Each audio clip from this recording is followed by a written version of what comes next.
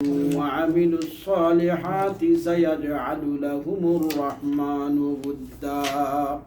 মহান আল্লাহ তাআলার দরবারে অত্যন্ত শুকরিয়া আর মেহেরবানি যে আল্লাহ রাব্বুল আলামিন আমাদেরকে কোরআনের কথা আর কোরআনের বাণী শোনার জন্য সৌদি আরবের অত্যন্ত ব্যস্ততার মাঝেও আমাদেরকে আল্লাহ তাআলা কবুল করেছেন, মঞ্জুর করেছেন, কোরআনের কথা শোনার জন্য সুযোগ করে দিয়েছেন। সেজন্য আমরা আল্লাহর কাছে শুকরগুজার হই আর বলি আলহামদুলিল্লাহ। সূরা মরিয়মের ৯৬ নম্বর আয়াত থেকে আমরা আলোচনা শুনতেছিলাম, যেখানে আল্লাহ বলেন যে আল্লাহর ভালোবাসা পেতে হলে, আল্লাহর সাথে ভালোবাসার সম্পর্ক যদি করতে হয় তাহলে দুইটা কাজ করা লাগবে। একটা হইল ঈমান আর একটা হইল নেক আমল। এই দুইটা কাজ যদি আমরা করি তাহলে হবে কি, আল্লাহর সাথে ভালোবাসার সম্পর্ক হবে। কিসের সম্পর্ক হবে? ভালোবাসার সম্পর্ক। ভালোবাসা এমন একটা জিনিস যেটা বৃষ্টি মানে না, তুফান মানে না, মেঘ মানে না, যত বাধা দিবেন কোনো বাধাই সে কি মানে না। কথাটা একটু কিরকম হয়ে যায়, যুবক ছেলে এক যুবতী মেয়ের সাথে ভালোবাসার সম্পর্ক হয়েছে। এখন মনে করেন তুফান, অনেক সমস্যা, এরপরও যখন বলবে ওই মাইয়া যে আমি এশার নামাজের সময় আজান হইলে তোমার দুয়ারের সামনে দাঁড়াইয়া থাকবো, তুমি রেডিতে হো, কি মনে করেন যত সমস্যাই হয় আজানের সময় ওই ছেলে উপস্থিত থাকবো না? যত বাধাই যত কাজই তার তা হোক, এরকম বলবে না যে তুমি যে বলছিলা ভুল লাগেছি মনে নাই, এরকম বলবে কেউ? কোনোদিন বলছে কেউ? কোনোদিন এরকম বলবে না তোমার সাথে যে ওয়াদা ছিল মনে নাই, ভুল লাগেছি। জীবনে ভুলছে না, ভুলতেছেও না, জীবনে ভুলবেও না। কারণ কি? মহব্বত। কারণ কি? মহব্বত। আল্লাহর সাথে যখন মহব্বতের সম্পর্ক হবে, ফজরের আজান দিলে তার ঘুম লাগবো না ঘুম ভাঙবো? তার ঘুম ভাঙবো। কেন? তার সাথে মহব্বতের সম্পর্ক হইয়া গেছে। কার সাথে? আল্লাহ। ঘুমের সাথে না। ঘুমের সাথে যার মহব্বত হইছে, দুনিয়ার সাথে যার মহব্বত হইছে, রিয়ালের সাথে যার মহব্বত হইছে, কাজের সাথে যার মহব্বত হইছে, হে আজান দিলে খালি লেফট টানে আর মুখ ঘুরে। কেন? হের সম্পর্ক দুনিয়ার সাথে। কিসের সাথে? কারণ ডিউটি দেখতেইব। এখন যদি আমি ঘুমিতে উঠতে যাই, ডিউটি যাবো কেমনে? আজান দিয়া লাইছে, এখন উঠলে আমার ঘুমের সমস্যা, ডিউটি করবো কিভাবে? দুনিয়ার সাথে মহব্বতের সম্পর্ক হয়েছে, আল্লাহর সাথে না। আর যার আল্লাহর সাথে মহব্বতের সম্পর্ক হয়েছে, আজান দিলেই কুবারে আমার আল্লাহ ডাকতেছে আর আমি এখানে ঘুমায়া থাকবো, আমার প্রেমিকা ডাকতেছে আমি এখানে বসে থাকবো, মোটেই হয় না। আমার আল্লাহ ডাকতেছে, আমি কিভাবে ঘুমায়া থাকবো? হে ওইটা দিবে তো। দেখেন না, মজনুর কথা বলেছি না, মজনু কুকুরের দইরা কুকুরের পায়ের মধ্যে চুমা খায়। কিসের পায়ে? কুকুরের পায়ে। কুকুরের পায়ে মানুষ চুমা খায়, মানুষ গাই বেড়া। কুত্তার পায়ের মধ্যে তুই চুমাস কা? আরে তোরা বুঝবি না, ওই কুত্তা আমার মহব্বতের সম্পর্ক যার লগে আছে, এই বেড়ির কুত্তা এটা, এই জন্য আমি হের পায়ে চুমা খাই। বলেন সুবহানাল্লাহ। মহব্বত। হে কুকুরও চুমা খায়, হে ওয়ালও গিয়ে চুমাইতেছে, মানুষকে ওই পাগল ওয়ালও চুমাস কা? আরে এই ওয়ালের ভিতরে আমার প্রেমিকা আছে, এই জন্য ওয়ালে চুমাই। তাহলে মহব্বতের সম্পর্ক হইয়া গেলে আকলে আর কাজ করে না, মহব্বতের সম্পর্ক হইয়া গেলে বিবেকে আর কাজ করে না। মহব্বতের সম্পর্ক যখন আল্লাহর সাথে হবে তখন তার বিবেকে আর কাজ করবে না। বলবে না যে ঘুম যদি পুরা না হয় তাহলে আমি ডিউটি করব কিভাবে? আমি মাত্র এইমাত্র ঘুমাইলাম, শেষ রাতে জ্বর বাপ ঠান্ডা লাগছে, জ্বর উঠবে, এই বিবেকে তার কাজ করবে না। তার কাজ করবে একটাই, যে আল্লাহর সাথে আমার মহব্বতের সম্পর্ক। আল্লাহ ডাকতেছে আমার মসজিদে যাওয়ার জন্য, সাথে সাথে দৌড়ে মসজিদে যাইবেন। লোক সাথে লোকদেরকেও বলবে ভাই চল, তোরাও চল, মসজিদে চল। কখন বলবে? যখন সম্পর্ক হইয়া যাবে, মহব্বত হইয়া যাবে। কার সাথে? আল্লাহর সাথে। আল্লাহর সাথে মহব্বত যদি হইয়া যায়, দুনিয়ার সবকিছুই সে ছাড়তে বাধ্য। কেন? মহব্বতের সম্পর্ক হয়ে গেছে আল্লাহর লগে, যেটা আল্লাহ বলেছেন ইন্নাল্লাযীনা আমানু ওয়া আমিলুস সালিহাত সায়াজআলু লাহুমুর রহমানু উদ্দা। আমি আল্লাহ মহব্বতের সম্পর্ক স্থাপন করব দুইটা কাজের মাধ্যমে। তোমাদের ঈমানটা ঠিক করে নিতে হবে আর আমল ঠিক করতে হবে। এই দুইটা কাজ যদি করো তাহলে আমার সাথে মহব্বতের সম্পর্ক হইয়া যাবে। আর আল্লাহর সাথে যার মহব্বতের সম্পর্ক হইয়া যাবে তার জন্য নামাজ পড়া কঠিন না সহজ হইব? সহজ হয়ে যাবে। তার জন্য ফজরের ঘুম ভাঙা কঠিন হবে না সহজ হবে? কেন? মহব্বত হয়ে গেছে আল্লাহর লগে। লাইলির সাথে মজনুর মহব্বত হয়ে গেছে, কুকুরের পায়ে দেওয়া শরম না। এর মহব্বত হয়ে গেছে। ওয়ান চুমা দে, শরম না, মহব্বত হয়ে গেছে। ভিক্ষার ঝুলি হাতে নিয়ে ভিক্ষা করতে গেছে, কেন? ভিক্ষা করার গেলে তার প্রেমিকারে দেখতে পাবে। ভিক্ষার ঝুলি হাতে নেওয়া শরম না, কেন? মহব্বত হয়ে গেছে। এইভাবে আল্লাহর সাথে যখন তার মহব্বতের সম্পর্ক হয়ে যাবে, তখন বলবে আল্লাহ যখন আমারে বেমার দিছে অসুবিধা নাই, আল্লাহ যখন আমারে অভাব দিছে অসুবিধা নাই, আল্লাহ যখন আমারে বিপদ দিছে অসুবিধা নাই, আল্লাহ যখন আমারে ভিক্ষা করে খাওয়ার জন্য আমারে অর্ডার দিছে, আমারে হুকুম করছে, আমারে তৌফিক রাখছে, আমার ভাগ্যে রাখছে, অসুবিধা নাই। অর্থাৎ আল্লাহর পক্ষ থেকে যত আযাব আর গজব আর মুসিবত আসুক, তার কাছে কষ্ট মনে হবে না। মনে করবে আমার আল্লাহ যখন দিছে, আলহামদুলিল্লাহ, সমস্যা কোথায়? এটার নাম হলো রাজা বিল কাজা। একজন গরিব মানুষ, তার অসুস্থ, গরিব, হে বলবে আমার আল্লাহ আমার ভাগ্যে রাখছে গরিব, আলহামদুলিল্লাহ, আমার সমস্যা নাই। আমার অসুস্থ হয়ে গেছে, অসুবিধা কি? আল্লাহ আমার চাইতেছে ওষুধ দেওয়ার জন্য। যে দেখছেন না আইয়ুব আলাইহিস সালামের কথা, উনারা সারা শরীর যখন পুকে খাইতে খাইতে খাইতে খাইতে জিহ্বার মধ্যে যাইয়া ধরছে পোকায়, এরকম অবস্থা হইছে, সারা শরীর পোকায় খাইতেছে আইয়ুব নবীরে। এলাকার মানুষের দইরা বাইন্দা টাইন্ডা হেসলে জঙ্গলায় ফালাইয়া দিয়েছে, তোমার লোকে দুর্গন্ধ করে, আমরা এলাকার থাকতে পারবা না। তো ওই পোকাগুলি যখন উনারে খাইয়া যাইতেছে গা, উনি দইরা দইরা আবার উনার শরীরের মধ্যে উঠাইয়া দেয়। বলেন সুবহানাল্লাহ। কেন উঠাইয়া দেয়? কয় যে আল্লাহ ধরে ফাটাইছে আমার খাবার জন্য, যাবি কে লাগে খাইয়া যা। বলেন সুবহানাল্লাহ। তাহলে আল্লাহ আমারে বিপদ দিছে, আল্লাহ মুসিবত দিছে, আল্লাহ অ্যাক্সিডেন্ট করছে, আল্লাহ আমারে বেমার দিতেছে, আল্লাহ অসুখ দিতেছে, আল্লাহ ঋণ করাইছে, আল্লাহ একামা হারাইয়া গেছে, শান্ত হারাইয়া গেছে, পেরেশানির কিচ্ছু নাই। কারণ সবকিছু করতেছে কে? আল্লাহ। আল্লাহর সাথে ওইটা কখন হবে? যখন মহব্বতের সাথে উদ্ধার সম্পর্ক যখন হবে, আল্লাহর সাথে ভালোবাসার সম্পর্ক যখন হবে, তখন এটাও অন্তরে আসবে। তাইলে আমরা দুনিয়ার সামান বাধা নাই, 100 গরু বাধা নাই, 100 গাড়ি বাধা নাই, ইন্টারেস্টিক বাধা নাই, পরিবার পরিজন 120টা সন্তান হইল বাধা নাই, কিন্তু মহব্বতের সম্পর্ক হবে কার সাথে?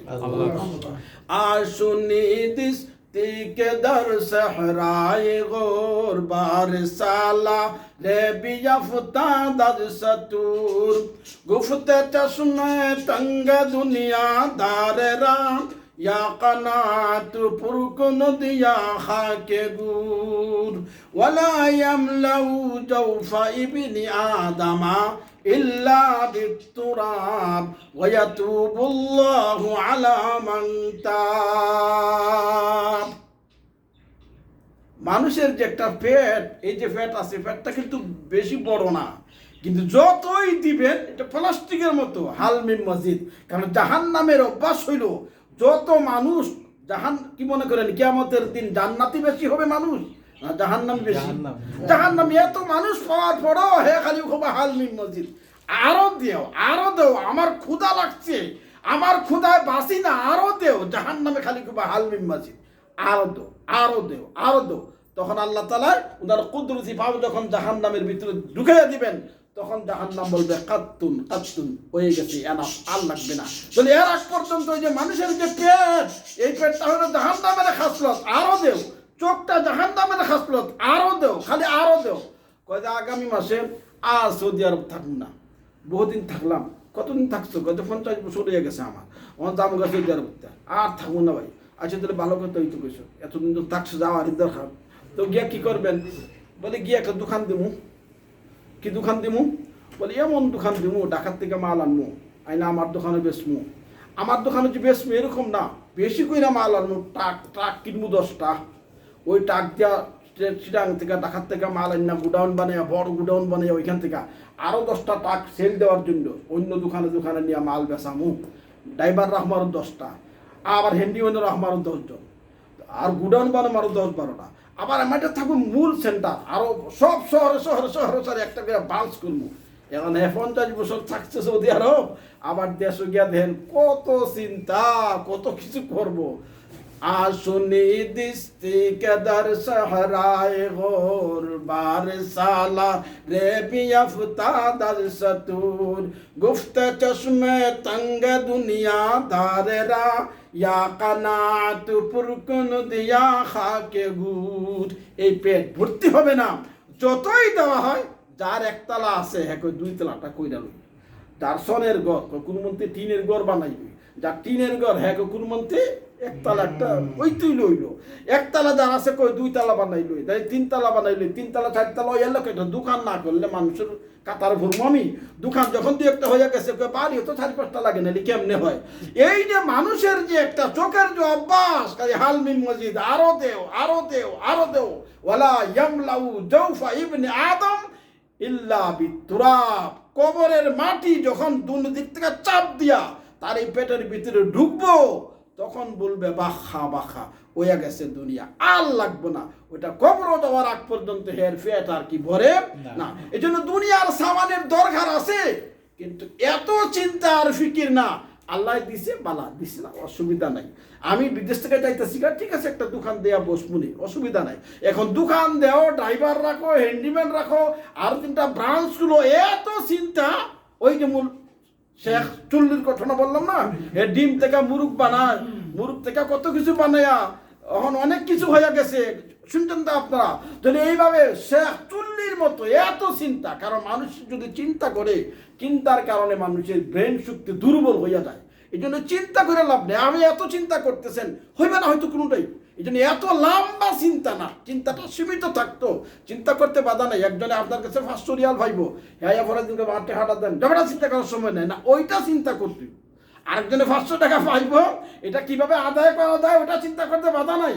কিন্তু বিরাট অট্টালিকার পরে অট্টালিকা, অট্টালিকার পরে অট্টালিকা, অট্টালিকার পরে অট্টালিকা, ওই চিন্তা করতে কি বাধা? ওই চিন্তা করলে আপনার ব্রেন দুর্বল হবে, আর কাজ তো মূলত কিন্তু কিছু কি হবে না। তো দুনিয়া কামাইতে বাধা নাই, দুনিয়া কামাইতে বাধা নাই, কিন্তু দুনিয়ার এই সরু সামানের সাথে, সম্পদের সাথে, গরুর সাথে, বলদের সাথে, মুরুগের সাথে, হাঁসের সাথে মহব্বতের সম্পর্ক করতে নাই। মহব্বতের সম্পর্ক হবে একমাত্র কার সাথে? আল্লাহ। সেটাই দুনিয়া দারুন মাল্লা দারা লাহু ওয়ালাহা ইয়াজমাউ মাল্লা আকলা লাহু ওয়ামা হাযিহিল হায়াতুদ দুনিয়া ইল্লা লাহু ওয়া লাইব ওয়া ইন্নাদ দারাল আখিরাতা লাহিয়াল হায়াওয়ান লাউ কানু ইয়ালামুন। ছোট ছোট বাচ্চারা আগের যুগে, এখন তো ডিজিটাল হয়ে গেছে, ছোট ছোট বাচ্চারা খেলার ঘর বানাইতো বালু দিয়া, বালু দিয়া ছোট ছোট বাচ্চারা এই ঘর বানাইতো, 1 রুম 2 রুম, ওইটা থাকার রুম, ওইটা খাওয়ার রুম, ওইটা পাকশালা। ছোট ছোট বাচ্চারা এই আবার ঘরের এনে মোমবাতি জ্বালাইয়া রাখতো, মোমবাতি জ্বালাইছে এনে একটা, ওগুলার মধ্যে তারা এগুলা করতো। তো বিকালবেলা মা বাবা ইয়া দেখে, আর এত ঘর দর বানাইছিস তুই, চল চল বাড়ির চল, সন্ধ্যা হয়েছে। হেদাইতেছে না, আর খেদমত করতেছে। বাচ্চা মানুষ তো, গড় দর বানাইছে, সারাদিন কষ্ট করছে, খেদমত করতেছে। হ্যাঁ যা চল, জানা দিকে মা আর বাপে মনে করেন লাত্তি দিয়ে 1 লাত্তি দিলে শেষ, সব ঘর ভাঙে গেছে। চল চল অন, হ্যাঁ মারির তৈরি করে দিয়েছে। আমি সারাদিনে ঘর বানাইলাম, এত কষ্ট করলাম, মাজার বানাইছি, এখানে ঘর বানাইছি, খাওয়ার রুম, থাকার রুম সব বানাইলাম, আর তুমি আমার ঘরগুলা ভাঙে নিলা। মাটির তৈরি কই দিতেছে আর কি কান্দাছে, আমার ঘরগুলা ভাঙে নিল। এ মা আর বাপে কুচ্ছু বুঝে না, কুচ্ছু বুঝে না, একবারে বেকুফ। আমি সারাদিন কষ্ট করে কি সুন্দর ঘর দুয়ার বানাইছি, আর ওগুলা কি ভাঙে যায়। আল্লাহ বলেন ওই যে ঘর হ্যাঁ বানাইছে, হ্যাঁ মনে করতেছে এগুলা কি সব ঠিকই বানাইছি আমি, ওগুলা কাজেরই, এই জন্য তো হ্যাঁ কান্দাকাটি করে। এইভাবে দুনিয়াদার যারা দুনিয়াতে বিল্ডিং বানাইতেছে ওই বালুর ঘরের মতো, হাবা মানসুরা লাহু লাই, খেলার ঘর। ওই যে দুনিয়ার বড় বড় বিল্ডিং বানাইতেছে দুনিয়াদারেরা, এরা মাসুম বাচ্চা, ওরা আসলে বুঝে না, বুঝ ওদের নাই। খলকিয়াত ফালাদ জুজু মস্তে খুদা নস্তে বালিগ জুজ রহিদা আজহাওয়া। ওই দুনিয়াদারেরা যারা দুনিয়া লইয়া ব্যস্ত, এরা এখনো সাবালক হয় নাই। ওরা পরকালের জ্ঞান তাদের নাই, যাদের ভিতরে পরকালের জ্ঞান নাই, যাদের ভিতরে আল্লাহর ইলম নাই, যাদের ভিতরে কোরআন হাদিসের জ্ঞান নাই, এরা আসলে এখনো বালিগ হয়ে নাই, ওই বাচ্চার মতো রয়েছে। যখন আলিম ওলামারা ওই ঘরের বিরুদ্ধে, ঘরগুলা যখন ঘরের বিরুদ্ধে ওয়াজ করে, আলিম ওলামারা যখন ওই অট্টালিকার বিরুদ্ধে ওয়াজ করে, তখন এই বাচ্চায় যেমন গৈরায় আর কান্দে, দুনিয়াদারেরাও গৈরায় আর কান্দে, আর বলে হুজুরেরা কিচ্ছুই জানে না, হুজুরেরা একবারে বেকার, হুজুরেরা একবারে কিচ্ছুই বুঝে না, আমরা এত সুন্দর করে বিল্ডিং বানাই, আর হুজুরেরা এগুলোর সমালোচনা করে, আর খালি এগুলি বাদ দেও, এগুলি বাদ দেও, আখিরাতের কাজে লাগো। ওই বাচ্চাই যেমন বুঝে না, দুনিয়াদারেরাও তেমন বুঝে না। আমা হাযিহিল হায়াতুদ দুনিয়া ইল্লা লাহু ওয়া লাইব, খেলাধুলার ঘর। দুনিয়াতে এই যে অট্টালিকা আমরা বানাইতেছি, এগুলা খেলাধুলার ঘর, অস্থায়ী। যখন সন্ধ্যা হয়ে যায় ওগুলো ভাঙ্গালায় মা বাবা ভাইয়া, ওগুলা আর তারা রাখতে দেয় না।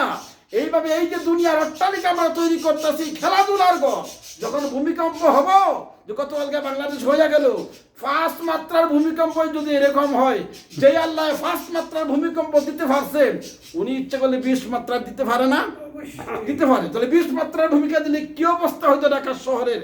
তাহলে ভূমিকম্প ওই মা বাবা একটা লাত্তি দিলে যেরকম ঘর দুয়ার সব ভাঙ্গা শেষ, বালুর ঘর, তেরকম আল্লাহ একটু ধাক্কা দিলেই সব শেষ। দুনিয়াদাররা তখন সব শেষ হয়ে যাইত।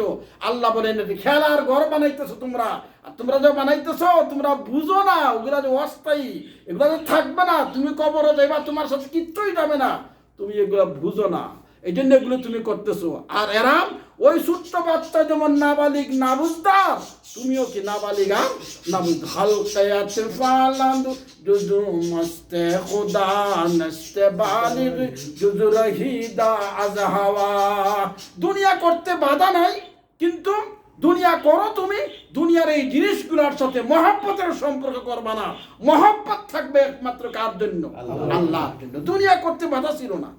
আরেকটা কথা বলি আমি শেষ করবো। আপনারা দেখছেন আমের কলমের আটি, আম গাছ কলম কইরা নিয়ে যদি এক জায়গায় লাগায়, তো এটা খুব তাড়াতাড়ি, ডিজিটাল যুগ, 2002 বছরের ভিতরে আম ধরে।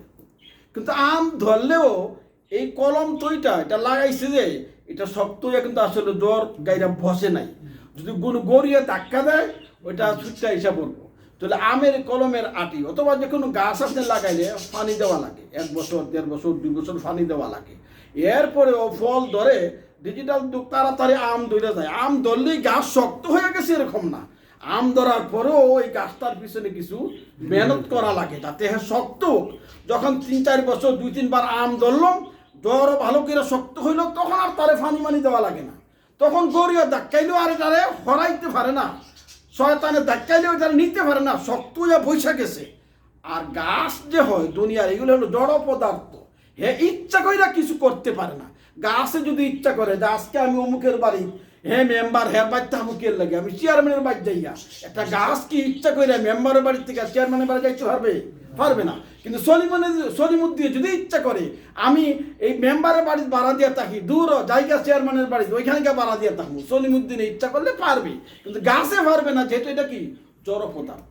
মানুষে আবাদত বন্দি করে, আলিমদের কাছ থেকে সবক নেয়া, আবাদত করে বন্দি করে, তো মনে করেন তার কোনো সময় কষ্ট হয়ে যাইতে পারে, হয়তো তার পুরাপুরি আল্লাহর প্রতি ভালোবাসা আইসা গেছে, অন্তর তার পরিষ্কার হয়েছে, কিন্তু পরিষ্কার হয়েছে, নামাজও ঠিক মতো পড়া সব ওকে আছে, কিন্তু ওকে হইয়া গেল এই নফসের পিছনে খেদমত করা বাদ দেওয়া যাবে না, খেদমত করতেই থাকতে হইবে, এলম হাসিল করার থাকাই লাগবে, আলিম ওলামার কথা শুনতেই থাকতে হইবে। কেন? এত আর গাছ না যে শক্ত হইয়া বইয়া গেলে বইছে ধাক্কাইলেও ওইটা কি যাইব না, এত আর গাছ না, হে হইল মানুষ চলন্ত, চলে ইচ্ছা শক্তির অধীন, তার ইচ্ছা, হে ইচ্ছা করলে অনেক কিছু করতে পারে, গাছে ইচ্ছা করলে কিছু করতে পারে না। এই জন্য গাছের পিছনে কিছুদিন মেহনত করলে, আর মেহনত না করলেও সমস্যা নাই, কিন্তু মানুষে তার নিজের পিছনে মেহনত যে শুরু করছে, এই মেহনত করতে হবে মৃত্যুর আগ পর্যন্ত। কতদিন করতে হবে? যে আমি ফিরসা হয়ে গেছি, 6 তসবিহ আদায় করছি, 12 তসবিহ আদায় করছি, 5 আনপাস আদায় করছি, মুরাকাবা করছি, খেলাপতি পাইয়া গেছি, আমি আর মেহনত করা লাগবে না, এরকমটা কি নয়। হ্যাঁ, তবে প্রথমে যেরকম সে মেহনত করছিল, প্রথমে যে শ্রম দিছিল, পীর সাহেবের কাছে মুরিদ হইয়া বা উস্তাদের কাছ থেকে সবক নিয়ে, এরকম কঠোর শ্রম তার আর দেওয়া লাগবে না। কেন দেওয়া লাগবে না? অটো হয়ে যাবে, আজান দিলে এমনিতেই তার ঘুম ভাঙবে, নমাজের সময় হইলে এমনি তার মনে হয়ে যাবে, মসজিদে যাইতে আসে ভুলবে না, যেহেতু অভ্যাস করে ফেলাইছে, মহব্বতের সম্পর্ক হইয়া আল্লাহর কাছে। এই জন্য মানুষ যে হয় সে গাছের মতো না, এই জন্য মানুষে তার মৃত্যুর আগ পর্যন্ত তসবিহ তাহলিল এবং আল্লাহকে পাওয়ার জন্য তার চেষ্টা অব্যাহত রাখা রাখবে, চেষ্টা চালাইয়া যাইতে হবে মৃত্যুর আগ পর্যন্ত। গাছে সবসময় চেষ্টা চালানো লাগে না, কিছুদিন চেষ্টা করলেই কি খুলুওয়াত ওয়া চিল্লা বরু লাজিম নামানাদ এক চশমে জাদান গাফিল আযা শাহিন বাশি শায়দ কে ও নিগাহি কুনদ আগাহ নবাশি আলা ওয়া ইন্না রাব্বিকুম নাফাহাতিন ফিদ দাহর আলা ফাতা'আরজুহা।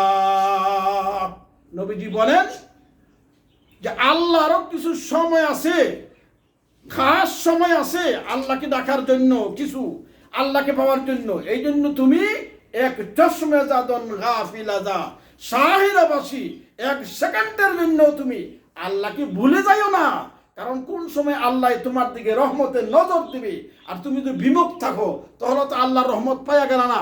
এই জন্য আল্লাহর রহমত পাওয়ার জন্য সবসময় তুমি রেডি থাকতে হবে, সবসময় তুমি প্রস্তুত থাকবা যে আল্লাহ কোন সময় আমার দিকে রহমতের নজর দিবে, আর হয়তো আমি বিমুখ হয়ে থাকবো, আমি আর রহমত পাইব না। এই জন্য আল্লাহর রহম পাওয়ার জন্য, আল্লাহর ভালোবাসা পাওয়ার জন্য, আল্লাহর করুণা পাওয়ার জন্য আমাদেরকে সবসময় রেডি থাকতে হবে।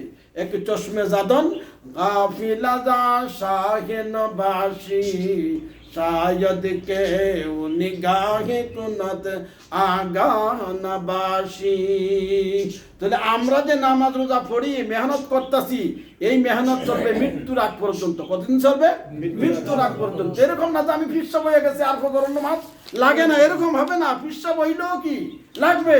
এই জন্য আমি যে মেহনত শুরু করছি, যেহেতু আমি এখতিয়ার, আমার ক্ষমতায় আমি কাজ করতে পারি, আমি গাছের মতো না। এই জন্য আমি যে ইবাদত শুরু করছি, আমার এই ইবাদত, আমার এই কোরআনের শিক্ষা, আল্লাহর প্রতি ভালোবাসা পাওয়ার জন্য মেহনত, ওই মেহনত চলতেই থাকবে। একটা কথা বলেই শেষ করব, যে আল্লাহর সাথে ভালোবাসা, আল্লাহর সাথে মহব্বতের সম্পর্ক যদি আমরা করতে চাই, 5টা জিনিস লাগবে বলছিলাম। এর মধ্যে প্রথম জিনিস হইল এলেম। প্রথম জিনিস হইল কি? এলেম যদি না হয় তাহলে আল্লাহর সাথে ভালোবাসাকে, ড্রাইভারি করতে গেলে ড্রাইভারির এলেম লাগবে। চাক্কায় একটা চাক্কা খুলতে গেলেও এলেম লাগে, না এটা চাক্কাও খোলা যায় না। গাড়ির চাক্কা খুললে হ্যাঁ ডাইন দিকে না মুড়ায়, খালি বাম দিকেই মুড়ায়, চাক্কা আরো লাগাইতেছে, খুলতে পারে না। তাহলে প্রথমে আল্লাহর মহব্বত, আল্লাহর ভালোবাসা পাইতে হইলে যে জিনিসগুলা লাগবে, এর মধ্যে প্রথমটা হইল কি? তো এলেম হবে। তাফসীর না আসলে কারণ এখন যদি আমি বলি সবাই মাদ্রাসাত ভর্তি হন, সম্ভব না। যদি বলি ঠিক আছে একজন হুজুরে আপনারা পড়াই, সম্ভব না, আমরা সময় নাই। ঠিক আছে টেলিফোনে একজন হুজুরে পড়াইবো, তাও সময় নাই। একটা সময় তো আছে, শুক্রবারে তাফসীর মাহফিলে গেলে অন্তত কিছু এলেম হাসিল হবে।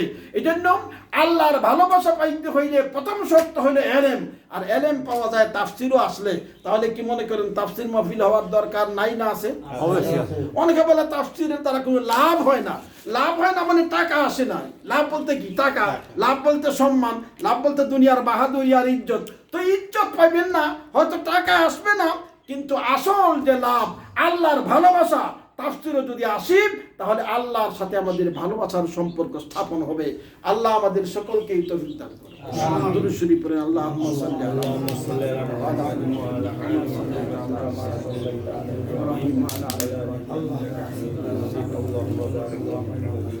اللهم صل على محمد وعلى ال محمد كما صليت على ابراهيم وعلى ال ابراهيم.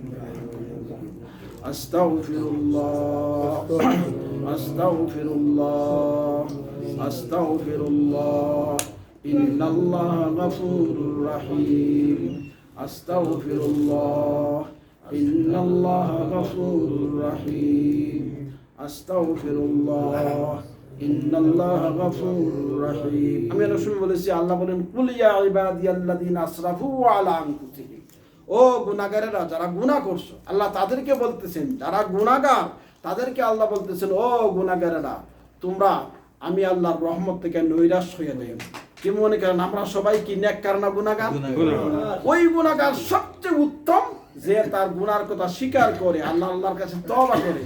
আর যে বলে আমি মুনাজাত করি না, দোয়া করি না, কারণ আমার কোনো গুনাহ নাই, আসলে হেই বড় গুনাহগার। এই কি বড় গুনাহগার? গুনাহ নাই যে বলবে সেই গুনাহগার। আল্লাহর কাছে সবচেয়ে প্রিয় ওই ব্যক্তি যে ব্যক্তি বলে যে আমি আসলে এই গুনাহগার, যে বলে আর কি করে তওবা করে, ইস্তিগফার করে। আল্লাহ বলেন ইস্তাগফিরু, তোমরা তওবা করো। যদি তওবা করতে পারো, ইন্নাল্লাহা ইয়াগফিরু যুনুবা জামিয়া, আমি আল্লাহ তোমাদের জীবনের সব গুনাহ মাফ করে দিই।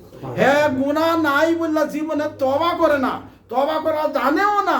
মৃত্যুর আগে যে সময় মইরা যাবে, জবান বন্ধ হয়ে গেছে, পোলা ভাইনে মসজিদের ইমাম সাহেবের কাছে বলে, ইমাম সাহেব আমার বাবার একটু তওবা করাই দিন। আচ্ছা বাবারে তওবা করে, বাবা তো কথাই বলতে পারে না, বাবা তো কোনো শব্দই করতে পারে না, সব বন্ধ বাবার। এখন গেছে বাবারে তওবা করাইবার লাগি। কি মনে করেন ওই সময় তওবা করলে কাজ হইব? যে সময় জবান চালু ছিল ওই সময় না বেটা তওবা করব। যে সময় তওবায় কাজ লাগবে না ওই সময় তওবা করতে যায়, আর যে সময় তওবা করলে কাজে লাগবে ওই সময় খালি ডেট করে। हर शबे गोयम के फरदा तरके सौदा कुनम बाद चौ फरदा सुबद इमरुज रा फरदा कुनम एक কালকে পরশু আগামী সপ্তাহে এরপরে দামুনি না আমরা যে যেখানে আছি যে অবস্থায় আছি আমরা সেখানেই তওবা করব আল্লাহর কাছে মাফ চাইব সকলে মিলে নাস্তাগফিরুল্লাহ নাস্তাগফিরুল্লাহ নাস্তাগফিরুল্লাহ ইন্নাল্লাহা গফুরুর রহিম দুরূদ শরীফ পড়ে আল্লাহুম্মা সাল্লি আলা